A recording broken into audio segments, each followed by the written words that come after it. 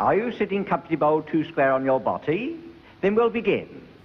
In early July 1965, 4 young mods from the East End of London entered this studio in West Hampstead. The result would be the R&B pop phenomenon known as the Small Faces. Over the next 3 years, the group would release a series of groundbreaking singles that would come to define an era. If any band really sums up the 60s, more than the Stones, the Who, or even the Beatles, the Small Faces were the ultimate 60s supergroup. I think what was really special about the Small Faces was their ability to take these most disparate elements and mould them together, to take their East End culture and place it with R&B music.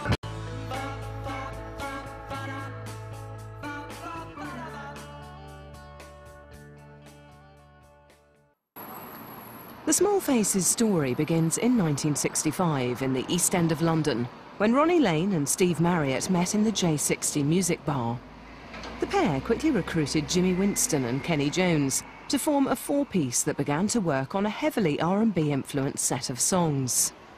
The biggest thing that happened to Britain musically in the early 60s was American R&B music.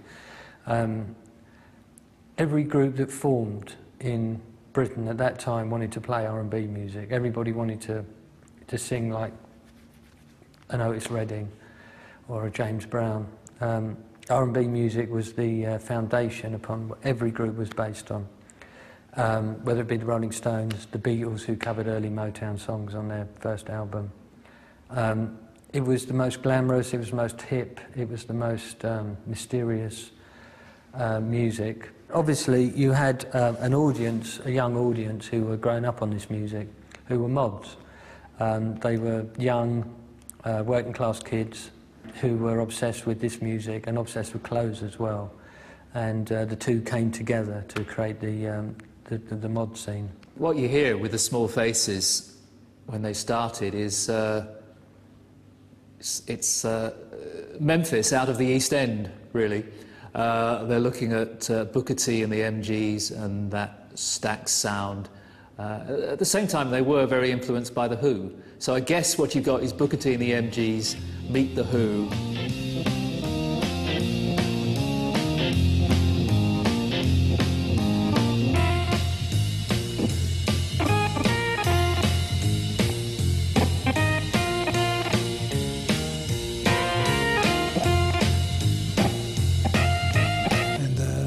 It was always the aim from day one, you know, to get as close to Booker T and the MGs as possible. What they did, being innovators and also sort of thieves in some respects, what they stole from the Kinks and the Who.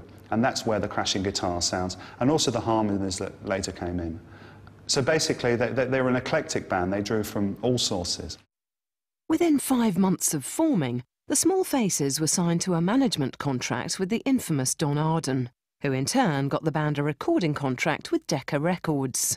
Signing with Don Arden, yeah, the boys were very, very excited. Don Arden was a big man in town, possibly the biggest manager, if not in the whole country, certainly in London, you know. The infamous Don Arden,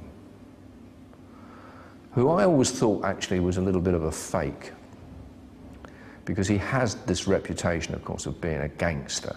He wasn't a real gangster. He wasn't tough enough to have been a real gangster, you know. I mean, you meet the real guys out in the States and then you know what you're up against. If I've ever exploited anybody, it's for their own benefit. It's because they want to be exploited. I never exploit anybody that doesn't want to be exploited. There's no point to it.